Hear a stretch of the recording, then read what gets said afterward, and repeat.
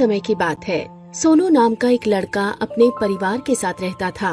उसके घर में उसके माता पिता, उसका बड़ा भाई पंकज, उसकी बड़ी बहन सीमा भी थी। सभी लोग बहुत मेहनती थे, बस एक सोनू ही बहुत आलसी था। घर में सभी लोग उसकी इस आदत से बहुत परेशान थे। सभी उसे बहुत समझाते थे, लेकिन वो किसी की सुनता ही नहीं था। एक दिन सुबह, सोनू, सोनू, अभी तक सोया है क्या? अरे उठ भी जा, अब कितना सोएगा? सूरज सर पर आ गया। तेरे भाई बहन अपने अपने काम पर चले गए हैं, तू अब तक सोया है? माँ, तुम सोने क्यों नहीं देती मुझे? आखिर भाई बहन की बात क्यों बोलती रहती हो? अरे बेटा, इतना सोना ठीक नहीं है। आखिर जीवन में कुछ करना है कि नहीं? माँ, तुम्हें ऐसा क्यों लगता है कि मैं कुछ कर नहीं सकता? जितना काम मैं कर सकता हूँ ना, उतना कोई नहीं कर सकता। हाँ बेटा, सही कह रहे हो। जितना तुम सो सकते हो उतना कोई नहीं सो सकता। अब जल्दी उठो, मुझे भी बहुत काम है। जल्दी से नाश्ता करो ताकि मैं भी फिर रसोई साफ कर सकूं। उसकी माँ उससे बात करके चली जाती है, लेकिन उसे बहुत चिंता होती है कि सोनू का यही हाल रहेगा तो फिर उसका जीवन कैसे बनेगा। इसी चिंता में वो एक दिन परेशान होकर सोनू के पिता के पास जाती है और कहती है, मुझे तो कुछ समझ नहीं आता कि आखिर सोनू को कैसे समझाऊं कि इतना आलसी होना ठीक नहीं है। बात तो तुम सही कह रही हो, लेकिन करें भी क्या, वो सुनता ही नहीं है। अभी कल ही मैंने उससे कहा कि जाकर वो बाहर के नल से पानी भर लाए, लेकिन उसने उतना भी करने से मना कर दिया और कहने लगा कि मैं उसे सोने नहीं देती। इतना सोता है फिर भी कहता है कि हम इसे सोने नहीं देते। तभी तो कहती हूँ कि कैसे इसके आलस की आदतें ठीक होंगी। चिंता तो मुझे भी यही होती है। इसके बाकी दोनों भाई बहन कितने मेहनती हैं। वो दोनों तो जीवन में कुछ ना कुछ कर ही लेंगे, लेकिन इसका क्या करें? कुछ तो करना ही पड़ेगा, वरना इसका जीवन बर्बाद हो जाएगा। सोनू के माता पिता रोज इसी चिंता में रहते थे।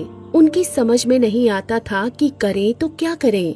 एक दिन उनके घर में उनके एक दूर के रिश्तेदार कुछ दिन रुकने के लिए आए। वो रिश्ते से सोनू के चाचा चाची लगते थे। उन्होंने भी देखा कि सोनू किस तरह आलस में अपना जीवन खराब कर रहा है। उन्होंने सोनू के माता पिता से कहा, भाई साहब, आपके दोनों बच्चे सीमा और पंकज तो बहुत होनहार हैं, लेकिन ये सोनू इतना आलसी क्यों है? हाँ भाई साहब, मैंने यही बात देखी कि आपके बड़े बच्चे तो बहुत ही अच्छे और मेहनती लगते हैं, लेकिन सोनू के साथ ऐसा नहीं लगता। सही समझा है आपने। हम तो खुद ही इस बात से बहुत परेशान हैं। क्या करें? कभी कभी तो लगता है कि हो सकता है कि समय के साथ ये सुधर जाएगा, लेकिन फिर कभी काफी चिंता भी होने लगती है कि क्या करेगा ये जीवन में। वैसे मेरे पास इसका एक उपाय है, यदि आप चाहेंगे तो मैं बता सकता हूँ। हाँ, क्यों नहीं। हम तो खुद ही इस समस्या से परेशान हैं। यदि हमें कोई समाधान मिलेगा तो क्यों नहीं चाहेंगे। चाचा चाची की बात सुनकर सोनू के माता पिता को थोड़ी उम्मीद जगी। उन्होंने आगे पूछना शुरू किया, बताइए आप लोग, क्या समाधान है आपके पास? भाभी, मैं एक तांत्रिक को जानता हूँ जो इस तरह की कई समस्याओं को ठीक करना जानता है। तांत्रिक? नहीं नहीं, हमें ये तांत्रिक के चक्कर में नहीं पड़ना है। कुछ और है तो बताओ। आप एक बार सुन तो लीजिए सारी बात। अगर इससे हमारा सोनू ठीक हो जाएगा तो क्या फर्क पड़ता है। हाँ भाई साहब, भाभी जी बिल्कुल ठीक कह रही हैं। यदि आपके बच्चे की परेशानी इससे ठीक होती है तो हरज ही क्या है। भाई साहब, एक बार आप उससे मिल तो लें। अगर ठीक ना लगे तो फिर मना कर देना। काफी देर बात होने के बाद सोनू के पिताजी मान जाते हैं और फिर उसके चाचा चाची उस तांत्रिक से मिलवाने के लिए सोनू के माता पिता को उनके साथ अपने घर चलने के लिए कहते हैं। घर को सीमा और पंकज की जिम्मेदारी पर छोड़कर सोनू के माता पिता उसके चाचा चाची के साथ चले जाते हैं। उनके घर पहुंचकर अगले दिन चाचा सोनू के माता पिता को तांत्रिक से मिलवाने अपने साथ ले जाते हैं। तांत्रिक के पास पहुंचकर, तांत्रिक महाराज नमस्कार, ये मेरे भाई साहब हैं, बहुत दूर से आए हैं। इनकी बहुत बड़ी समस्या है जिसके समाधान के लिए ये आपके पास आए हैं। कहो, क्या समस्या है? जी, मेरा बच्चा है, सबसे छोटा सोनू। वो बहुत आलसी है, इतना ज्यादा कि ये हमारे लिए चिंता की बात हो गई है। जी तांत्रिक बाबा, मुझे लगा कि आपसे इस समस्या में बात करेंगे तो आपको कोई ना कोई समाधान तो जरूर पता होगा। यही सोचकर मैं इन्हें आपके पास ले आया हूँ। तो क्या तुम्हें मुझ पर पूरा विश्वास नहीं है? नहीं नहीं, पूरा विश्वास है।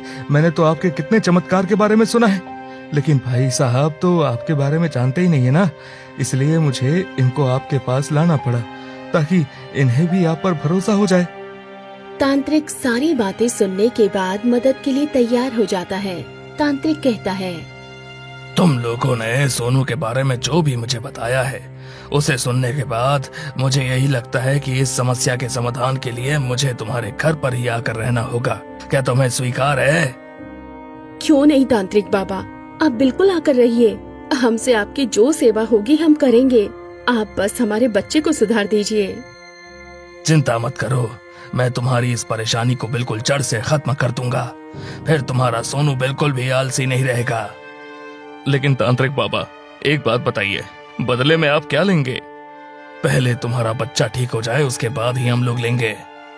भाई साहब, ये तभी कुछ लेते हैं जब इनका काम पूरा हो जाता है, इसलिए आप निश्चिंत रहो, मैं आपके जाने की सारी व्यवस्था करवा देता हूँ। तांत्रिक से सारी बात करने के बाद सोनू के माता पिता वहाँ से चले जाते हैं और फिर अगले दिन तांत्रिक को लेकर अपने घर वापस आते हैं। घर पहुंचकर दरवाजा खटखटाते हैं, लेकिन बहुत देर तक दरवाजा नहीं खुलता। इसका मतलब सोनू के अलावा घर में अभी कोई नहीं है और सोनू सोया है। सही कहा, यदि घर में सीमा या पंकज होते तो फिर अब तक दरवाजा खुल गया होता। सोनू बेटा, जल्दी दरवाजा खोल, हम कब तक बाहर खड़े रहेंगे? इतनी जोर से क्यों चिल्ला रहे हैं? मेरी सारी नींद खराब कर दी। तो बेटा कब से सोए हो? कितनी आवाज लगा दी है। आखिर कितनी देर खड़े रहेंगे हम बाहर? कब सुधरोगे तुम? अब जाओ और जाकर पानी ले आओ। साथ में हमारे ये मेहमान भी हैं, इनके लिए भी चाय पानी की तैयारी करो।